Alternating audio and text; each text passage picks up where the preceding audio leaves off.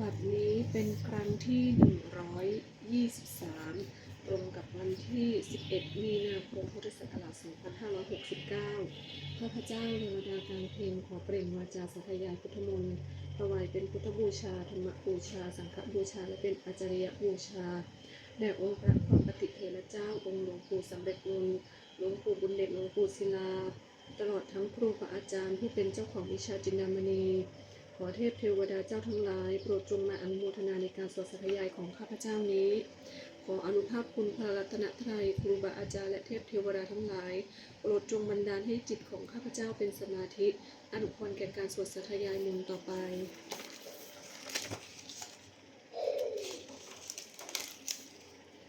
บทสวดชุมนุมเทวดาสัมมันตาจักรวาเรสุอัตตราพชันตุเทวตาสัพพมังมุนิราชสะสุขันตุสักขมุขทังสักเคกาเมจารุเปคิริสิกขารเตจันตาลิเขมิมานีทีเปรัตเถจคาเมตรุวนาคหณีเคหวัตถุมหิเคเตอุมมาจยันตุเทวาชลธานวิสเมยขะคันทัพนาคาติทันตาสันติเกยังมุนิวรวัจนังสาธุโรเมสนันตุธรรมสวนกาโลอายมัทันตาธรรมสวนกาโลอายมัทันตาธรรมสวนกาโลอายมัทันตาบทสวดนมัการสิทธิคาถานะโมตัสสะภะคะวะโตอะระหะโตสัมมาสัมพุทธัสสะนะโมตัสสะภะคะวะโตอะระหะโตสัมมาสัมพุทธัสสะนะโมตัสสะภะคะวะโตอะระหะโตสัมมาสัมพุทธัสสะบทสวดสัจจกิริยาคาถานะทิเมสรนังอัญญังพุทโธเมสรนังวรังเอเตนะสัจจวัชเชนะสุชิเมโหตุสัพพทานะทิเมสรนังอัญญังธัมโมเมสรนังวรังเอเตนะสัจจวัชเชนะสุชิเมโหตุสัพพทานะทิเมสรนังอัญญังสังโฆเมสรนังวรังเอเตนะสัจจวัชเชนะสุชิเมโหตุสัพพทาบทสวดมหากรุณิโกนาโถติอธิกาคาถามหากรุณิโกนาโถอัฏฐยสัพพปานินังปุเรตวาปรมีสัพพปโตสัมโพธิมุตตมังเอเตนะสัจวัชเชนะมาหุนตุสัพพุปัทวามหากรุณิโกนาโถหิตายะสัพพปานินังปุเรตวาปรมีสัพพปโตสัมโพธิมุตตมังเอเตนะสัจวัชเชนะมาหุนตุสัพพุปัทวามหากรุณิโกนาโถสุขายะสัพพปานินังปุเรตวาปรมีสัพพปโตสัมโพธิมุตตมังเอเตนะสัจวัชเชนะมาหุนตุสัพพุปัทวา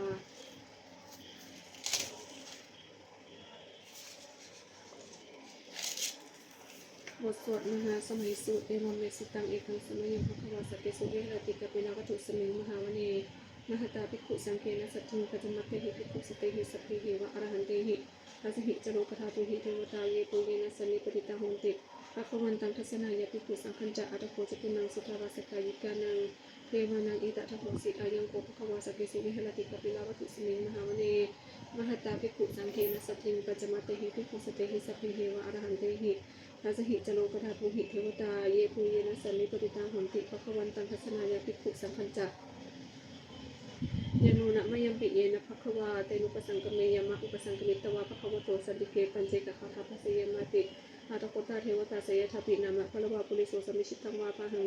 ปัสสารยปัสสาริตังวาพาหังสมิเชยติวะเมวสิทธาวาเสสุเทเวสุขันตระหิตาภควโตปุระโตปะตุอะหังสุ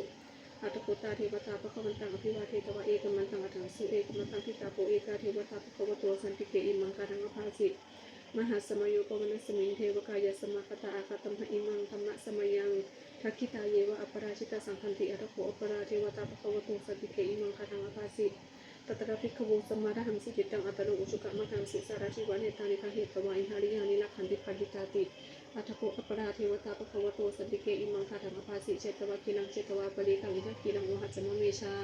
เตจันติสุขาวิมาลาจักขุมาตาสุตันตาสุสุนาคาติอัตโขอปราเทวตาภควโตสันติเกอิมังคาทังอภาสิเยเกจิพุทธังสรนังคตาเสนเตกมิสันติอปายภูมิงปหายมนุสังเทหังเทวคายังปาริปุเรสันติติอัตโขภควาภิกขุอมันเตสิเยปุเยนะภิกขุเวทัสสิมุปทาตุสุเทวตา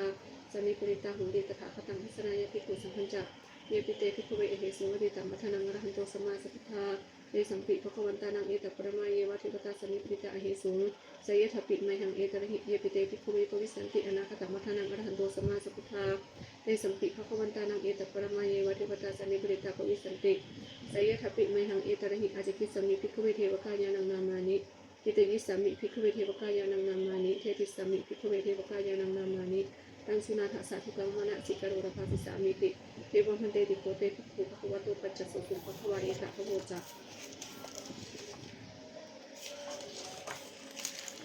ส สีโลกมนุษย์กัสสามียะทัพพุมาตถาสิตาเยสิตาคิริขพรังบหิตตาสมหิตาปุตุชิหาวสานินาโลมหังสาติสัมพุโนโอทาตมนัสสะสุทาวิปัสสนามนานิลาภิโยปัจจสติยตวาวเนกปิโลวัฏเวตตุอมันดายิสัทธาสัพเพสัสเนรเตเทวกายะอภิคันตาเตวิชานาถปิกโวเตจะอัตตปมัคคารุสุตวะกุทสัสสนังเตสัมปตุระหุยานังอมนุสสนาทัสนังอเปเกสัตตมัตตภูสหัสสังอัฏฐสัตตริงสตังเอเกสหัสสานังอมนุสสนามัตตสุงอเปเกนันตมัตตภูพิสาสภาพุทธะอหุกัจจสภาอภิญญายะวะคิตวานะจักขุมาตตุอมันดายิสัทธาสัพเพสัสเนรเตเทวกายะอภิคันตาเตวิชานาถปิกโวเยวหังกิตยิสามิเคริหิอนุภุปโสสัตตสหัสสาวะยะขปุมากปิลวัฏวายิจิมันโตชุติมันโตวันนะมันโตยะสสิโนโมทัมมานะอภิกามงภิกขุนังสมิติวนัง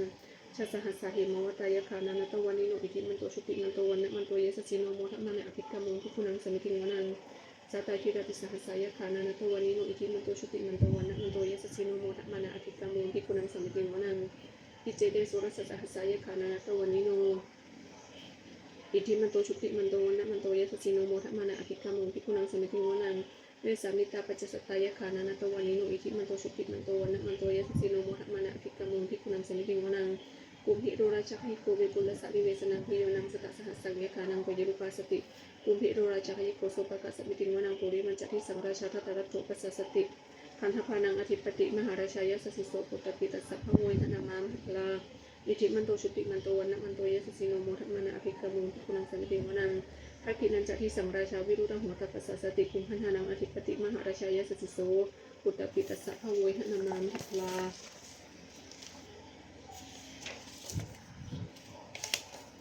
อิทิมันโตชุติมันโตวันนะมันโตยะสสิโนโมทัมมานะอภิกามงภิกขุนังสมิติวนังปัจฉิมันจัติสังราชาวิรูปโภปัสสตินาคานังอธิปติมหาราชายะสสิโสปุตตปิตัสสะภะโวยนามามลาอิทิมันโตชุติมันโตวันนะมันโตยะสสิโนโมทัมมานะอภิกามงภิกขุนังสมิติวนังอุตตรัญจัติสังราชากุเวโรตปัสสติยะคานังอธิปติมหาราชายะสสิโสปุตตปิตัสสะภะโวยนามามลาอิทิมันโตชุติมันโตวันนะมันโตยะสสิโนโมทัมมานะอภิกามงภิกขุนังสมิติวนังปุริมริสังพัตระโทรคิเนนะวิโรหะโภปัจฉิเวนะวิโรปโภกุเวโรอุตระพิสังจัตตารโตเตมหาราชสมัตตาจุกุโรพิสานะคัลลมนะอัถังสุวเนกปิโลวัฏเวเตสังมายาวิโนทัสสะอาภูวันจนิกัสสถามายากุเตหุเวเตหุวิปุจจวิปุโตสหจันทานุกรรมเสโทจักินุคันธุนิคันธุจัปปานะโทโอปมานุจัตเทวสุโตจัมมาตาลิจิตตเสโนจักขันทโพนารุราชาชโนสโภอาภูปัญจสิกโกเจวติภารุสุริยวัชสาเอเตจันเดจราชโนคันทภัสสะเลสุภิโมทัมมานะอภิกามงภิกขุนังสมิติวนังอาคาคูนักษานาคาเวสาลาสหตชกากัพลสัตระอาคูปยาคาสหญาติยามุนาตตถาจะอาคูนาคายสสิโนเอรามโนมหานาโคสปะคะสมิติวนังเยนาคราเชสสหรันติทิพาริชาปกิวิสุทธิจักขูเวหัญญสเตวนามาสปตาจิตลาสุปนาอิติเตสนานังตาคะยันตทานาคราชานามาสิสุปนโตเขมมัตตาสิพุทโธสังหหิวจาหิอุปมหยันตานาคาสุปนาสนานมังคังสุปทังจิตาวชิรหัตเถนะสมุทังอสุรสิตาปตโรสวัสเสติอิทิมันโตยสสิโนกาลกัญชามหาภิสมาอสุรธานาเวคสาเวปัจจิติสุจิติจักรหารโทนามุจีสหสัตตัญจักปริปุตานังสเพเวโรจนามัคคาสันนิหิตวะปริมเจนังลาหุปัตตมุปาขโมงสมัยโยธานิปตันเตภิกขุนังสมิติวนัง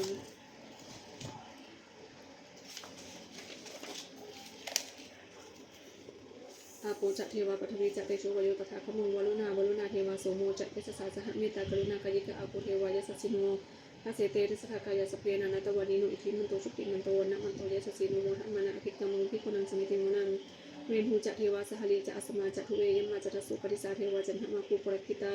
สุริยสุปริสาเทวาสุริยมาคูปรคิตานักขัตตานิปรคิตวะอาภูมันทวะละหกาวสุนังวสโวเสโตสโปปะคะปุรินทโททเสเตติสขากายสเปนานาตวานิโนอิทิมันโตชุติมันโตนะมันโตยสสิโนโมทัมมานะอภิกามงภิกขุนังสมิติวนังอาทาภูชาภูเทวาชลมัคคิสิกาดิวะอริทกาจโรชะจะอุโมปปะนิทาสิโนวรุณาสาธรรมาจะอตุตาจะอเนชกาสุริยวิจิลาอาภูวสัมมณีสิโนเกษเตระสถากายสเพนะนะตวานิโนอิทิมันโตชุติมันโตนะมันโตยสสิโนโมทัมมานะอภิกามงภิกขุนังสมิติวนังสมานามหาสมานามนุสสามนุสุขมากิทาปทุสิกาอาภูมโนปทุสิกาอาทาภูหริโยเทวาเยจะโลหิตวาสิโน ปรคามหาปรคาอาภูเทวายสสิโนทัสเสเตทัสถากายสเปนานาตวานิโนอิทิมันโตชุติมันโตวนะมันโตยสสิโนโมทัมมานะอภิกรรมุทิคุณังสมิติวนังสุกากรุมหาอรุณาอาภูเวคณสาสหโอทัตตะคยหาปาโมคะอาภูเทวาวิจักขณาสถามัตตหารพิชามิสกาจายสสิโนอนัยยังอาคาปจุโนโยทิสาอภิวัสติทัสเสเตทัสถากายสเพนานาตวานิโนอิทิมันโตชุติมันโตวนะมันโตยสสิโนโมทัมมานะอภิกรรมุทิคุณังสมิติวนังเกมิยาตุสิตายามากัตกาจายสสิโนสัพพิตกาลามาเสถาโชตินามาจาสวานิมมานาติโนอาภูอัฏฐภูปนิมิตาทัสเสเตทัสถากายสเพนานาตวานิโนอิทิมันโตชุติมันโตวนะมันโตยสสิโนโมทัมมานะอภิกรรมุทิคุณังสมิติวนังสเทเตเทมณิกายสเพนันตวานิโนนามันนวเยนะอคันชุเยจเนชติสาสหะพระพุทธชาติมักขิลังอุปตินามนาสวัคเขมุขะตนังนาคังเกหะอสิตาติตังสุปรมาปรมาโตจักพุทธอิทิมโตสหัสนังกุปโรติโสจัสสุปะคะสมิติงวนังสหัสพรหมโลกานังมหาพรหมาทิฏฐิทัติอุปปนโนชุติมันโตพิสมากายโยยัสสิโสพระเจตอิสระอภูปัญเจกปัสสปติโนเตสัญจัมมชตุอคาหาลิโตปริวาริโตเตจัสภิกขันเตสินเทเทเรสพรหมเกมาราเสนะอภิกรมิปสตากันทัสสะมัทิยังอิทัคานันทะปะทะลาเกนะพันธมัทุโยสัมมันตาปริวาริธรรมาวมุนเจทัพโกจินังอิติปัตตมหาเสนุกันหาเสนังอเปสยิปนินาตระมหาจัสรังกตวานเพระวังเยธาปวุสสะโพเมโคทานายินโตสวิชุโกตถาโสปจุทาวติสัมพุทโธอสยังวเสตันจัสสังอภิญญาวะกิตวานะจักขุมาตตุอามันตยิสัทธาสวเกสสเนรเตมาราเสนะอภิกันตเตวิชานาถภิกขโมเตจะอัตตปมัคคัรุสตวาพุทธสัสสนังเวตระกิหิปะกามุงเนสมุนติอินชยุงสเพวิชิตสังฆามาพยาติตายสสิโนโมทันติสาภูเตหิสวกาเตชเนสุตาติ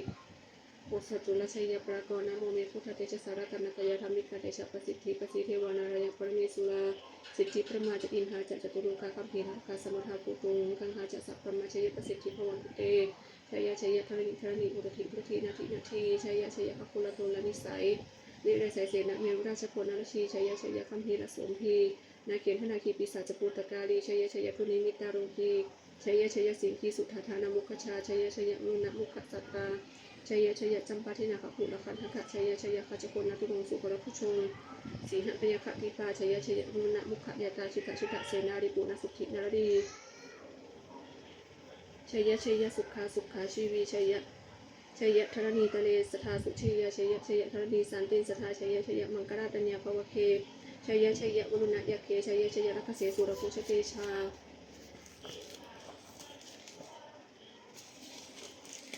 ชัยพระเมนทคนาชัยราชาธิราชสัตชัยปัทวิงสัพพังชัยอรหันตาปเจกพุทธสาวังชัยมเหสุโรหารุหรินเทวาชัยพระมาสุรโคชัยนาโควิรุณหโควิรูปโคจันทิมาดวิอินโหจะเวนะเตโยจะภูเวโลลุโนปิจักขิวายโยจะปาชุนโหกุมารุรัตรัตโคอัฏฐารสัมมหาเทวาสิทธิตาปัสสะอัฏฐโยอิสิโนสาวกาสัพพาชัยราโมภวันตุเตชัยธรรมโมจะสังโฆจะทัสสะปาโลจะชัยกังเอเตนะชัยเตเชนะชัยโสติภวันตุเตเอเตนะพุทธเตเชนะโหตุเตชัยมังคลังชัยโยปิพุทธสัสสิริมาโตอายังมาสัจจปาปิมาโตปราชิยุอุโคชัยโพธิมันเทปโมทิตาชัยตถาพระมคณามิหิสิโนชัยโยปิพุทธสัสสิริมาโตอายังมาสัจจปาปิมาโตปราชิยุอุโคชัยโพธิมันเทปโมทิตาชัยตถาอินทคณามิหิสิโนชัยโยปิพุทธสัสสิริมาโตอายังมาสัจจปาปิมาโตปราชิยุอุโคชัยโพธิมันเทปโมทิตาชัยตถาเทวคณามิหิสิโนชัยโยปิพุทธสัสสิริมาโตอายังมาสัจจปาปิมาโตปราชิยุอุโคชัยโพธิมันเทปโมทิตาชัยตถาสุปนคณามิหิสิโนชัยโยปิพุทธสัสสิริมาโตอายังมาสัจจปาปิมาโตปราชิยุอุโคชัยโพธิมันเทปโมทิตาชัยตถานาคณามิหิสิโนชัยโยปิพุทธสัสสิริมาโตอายังมาสัจจปาปิมาโตปราชิยุอุโคชัยโพธิมันเทปโมทิตาชัยตถาสัพพมคณามิหิสิโนชัยันตุโพธิยาโมเลสกยานังนันทิวัฒโนเอมังตวามิชัยโยโหหิชัยสุชัยมังคเลอปราชิตปนังเกสิเสปทวิโภคเลอภิเสเกสัพพุทธนังอคัปปโตปโมทัติสินาคตังสุมังคลังสุปปะตังสมุติตังสุขโนสมุหโตจัสยิทธังพรหมจาริสุปัทคินังกายกัมมังวาจากัมมังปัทคินังมโนกัมมังปณิทิเตปัทคินานิคัตตวานะละพันตเทปัทคิเนเตอัฏฐาลัทธาสกิตาวิรุณหาพุทธสัสสนิอโรคาสกิตาโหราสะสเพหิยาติสุนันตุโพนโดเยเทวะอัสมิงธานิอธิคตาติขายุกาสถาโหตุสุขิตาโหตุสัพพทารักขันตุสัพพสัตตานารักขันตุชินะสัสนังยากาจิปัฏนาเตสังสเพปุเรนตุมโนราธายุตตะกาเลภวสตุวสังวสาวราหการโรคาจุปัตถวาเตสังนิวาเรตุจะสัพพทากายสุขังจิตสุขังอรหันตุยถาระหัง บทสวดธรรมนิยามสุตังเอวัมเมสุตังเอกังสมัยยังภควาสาวัติยังไม่หนาติเชตวันเนนะพิพิทัสสะอารามเมตตระโกภควาภิกขุมันเตสิภิกขุติปัตตันเตดิเตภิกขุภควาโตปัจจสุสุภควาเอตทโวจะอุปาทวะภเวตถาคตานังอนุปาทวะตถาคตานังทิตาวาสาธาตุธรรมทิตตาธรรมนิยามตาสัพเพสังขาระอนิจจาติตังตถาคตอภิสัมพุชติอภิสัมมิติอภิสัมพุชิตวะอภิสัมมิตวะอาจิคติเทเจติปัญญเปติปัตตเปติวิวัตติวิภัชติอุตตาริกโรติสัพเพสังขาระอนิจจาติอุปาทวะภิกขุเวตถาคตานังอนุปาทวะตถาคตานังทิตาวาสาธาตุธรรมทิตตาธรรมนิยามตาสัพเพสังขาระทุกขาติตังตถาคตอภิสัมพุชติอภิสัมมิติอภิสัมพุชิตวะอภิสัมมิตวะอาจิคติเทเสติปัญญเปติปัตถเปติวิวัตติวิภัชติอุตตาริกโรติสัพเพสังขาระทุกขาติอุปาทวะภิกขุเวตถาคตานังอนุปาทวะตถาคตานังทิตาวาสาธาตุธรรมทิตตาธรรมนิยามตาสัพเพธรรมอนัตตาติตังตถาคตอภิสัมพุชติอภิสัมมิติอภิสัมพุชิตวะอภิสัมมิตวะ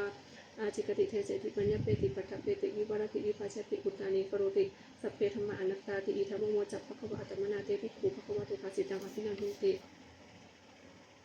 บทสวดพระเทกรตะคาถาอดีตังนานวะขมยังปฏิกังเกอนาคตังบุคคลไม่ควรตามคิดถึงสิ่งที่ล่วงไปแล้วด้วยอะไรและไม่พึงพะวงถึงสิ่งที่ยังไม่มาถึงยะถะทีกรรมวิธีนันทังอปตัญจะอนาคตังสิ่งในอดีตกลับไปแล้วสิ่งในอนาคตก็ยังไม่มาปัจจุบันนันจะโยธรรมังตถาคตวิปัสสติอาสังหิรังอาสังกุปังตังนิธามานุปรุหเยผู้ใดเห็นธรรมเกิดขึ้นเฉพาะหน้าในที่นั้นๆอย่างแจ่มแจ้งไม่งอนแง่งคลอนแคลนเขาควรพบคุณอาการเช่นนั้นไว้กาเชวะพิจมาตะปังโกชิญญามรณังสเวพอเพียงเป็นกิจที่ต้องทำวันนี้ใครจะรู้ความตายในพรุ่งนี้นะที่โนสักการันเตนะมหาเสนีนะมัจจุนาเพราะการผัดเปลี่ยนต่อมัจจุราชซึ่งมีเสนามั่งย่อมไม่มีสำหรับเราเอวังวิหาริมาตาปิงอโหรตะมาตันทิตังตังเวปเทกระโตเดสันโตอชิกเตมุนีติมุนีผู้สงบย่อมกล่าวเรียกผู้มีความเพียรอยู่เช่นนั้นไม่เข็ดครันทั้งกลางวันและกลางคืนว่าผู้เป็นอยู่ในเพียงราตรีเดียวก็น่าชมบทสวดธรรมะสังเวชสัพพะเวคณะสัพเพสังขาระอนิจจสังขารคือร่างกายจิตใจและนิพพานนำธรรมทั้งหมดทั้งสิ้นมันไม่เที่ยงเกิดขึ้นแล้วดับไปมีแล้วหายไปสัพเพสังขารทุกขาสังขารคือร่างกายจิตใจและรูปธรรมนามธรรมทั้งหมดทั้งสิ้นมันเป็นทุกข์ทนยากเพราะเกิดขึ้นแล้วแก่เจ็บตายไปสัพเพธรรมะอนัตตาสิ่งทั้งหลายทั้งปวงไม่ใช่สังขารและไม่ใช่สังขารทั้งหมดทั้งสิ้นไม่ใช่ตัวไม่ใช่ตนไม่ควรถือว่าเราว่าของเราว่าตัวว่าตนของเราทุกวังชีวิตตังชีวิตเป็นของไม่ยั่งยืนทุกวังวัฏนำความตายเป็นของไม่ยั่งยืนอวสังมายามริตะความอันเราจะไม่ตายเป็นแท้มรณะปริโยสานังมีชีวิตทางชีวิตของเรามีความตายเป็นที่สุดรอบชีวิตตังมีอันนี้ทางชีวิตของเราเป็นของไม่เที่ยงมรณะเมนิยะทางความตายของเราเป็นของเที่ยงวัฏควรที่จะสังเวชอายังกายโยอจิรังร่างกายนี้ไม่ได้ตั้งอยู่นานเปตะวิญญาณุนั้นสัจจะวิญญาณสุโธอันของทิ้งเสียและอธิเสสติจากมรณะปัทวิงซึ่งแผ่นดินกาลิงขดังอิบะประดุจต่างว่าทำไมและท่องปืนนี้และทางหาประโยชน์ไม่ได้อนิจจาวัฏสังขารสังขารทั้งหลายมีที่ของอุปาทวายะธรรมนี้มีความเกิดขึ้นแล้วมีความเสื่อมไปเป็นธรรมดาอุปจิตตวานิรุชันติคันเกิดขึ้นแล้วย่อมดับไปเตสังมุปัสสมุสุโขความเข้าไปสงบและสังขารทั้งหลายไปสุดอย่างยิ่งสัพเพสัตตามรันติจักสัตว์ทั้งหลายทั้งปวงกำลังตายอยู่มริสุจักมริสเลที่ตายแล้วและกำลังจะตายแต่เทวหังมริสามิเราก็จะตายอย่างนั้นเหมือนกันนะที่มีเอตสังสโยความสงสัยในความตายนี้ย่อมไม่มีแก่เราเลย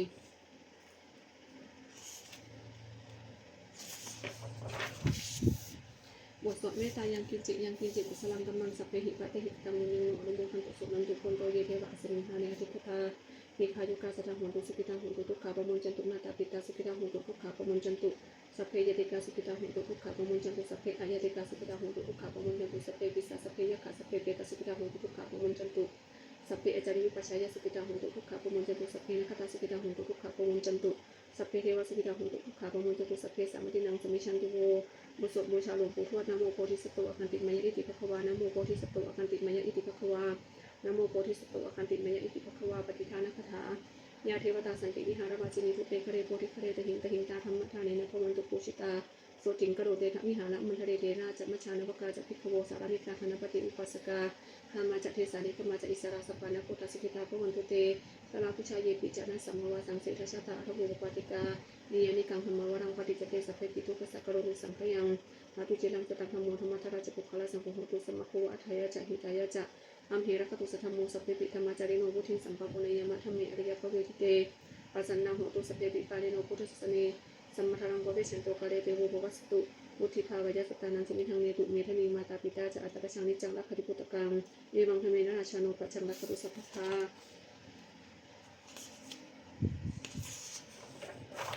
มัตตาวิโยชนะคาถาทุกขตาจเนทุกขาพยาปตาจเนพยาโสกปตาจเนโสกังโหตุสัพเพปิปานิโน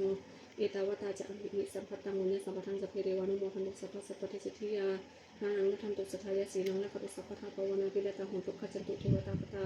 สุมังคุคาถาโหตุสัพพังสุมังคลังละคันตุสัพพะเทวตาสัพพะพุทธานุภาเวนะโสติโหตุนิรันตรังโหตุสัพพังสุมังคลังละคันตุสัพพะเทวตาสัพพะธรรมานุภาเวนะโสติโหตุนิรันตรังโหตุสัพพังสุมังคลังละคันตุสัพพะเทวตาสัพพะสังฆานุภาเวนะโสติโหตุนิรันตรังสัพเพพุทธาภลปตาปัจเจกานันจะยังพลังอรหันตานันจะเตชะนะระหังพันนิสัพพโส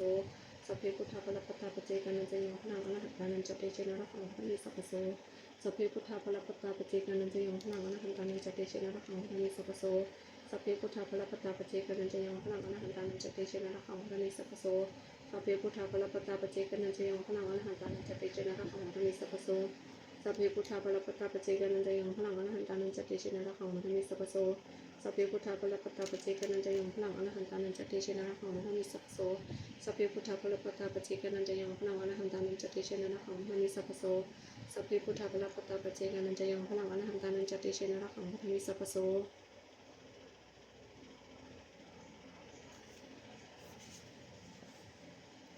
ด้วยอำนาจแห่งบุญกุศลที่ข้าพเจ้าได้สวดสาธยายพระพุทธมนต์นี้ข้าพเจ้าขอน้อมเกล้าอุทิศถวายเป็นพระราชกุศลแด่